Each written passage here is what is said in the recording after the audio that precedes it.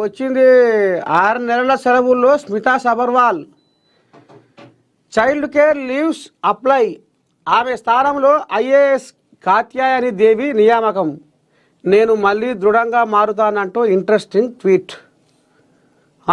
ఎరికేగా మీకు.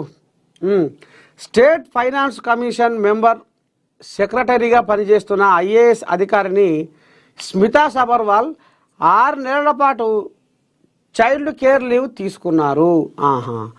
ఆమె అభ్యర్థన మేరకు ప్రభుత్వం 2025 ఆగస్టు 1 నుంచి 2026 జనవరి 31 వరకు లీవ్ను మంజూరు చేసింది.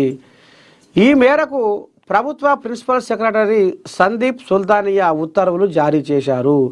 ఆమె స్థానంలో ఐఏఎస్ కాత్యాయని దేవి మెంబర్ సెక్రటరీగా నియమితులయ్యారు. స్మితా సబర్వాల్ చేసిన ట్వీటు ఆసక్తికరంగా మారింది.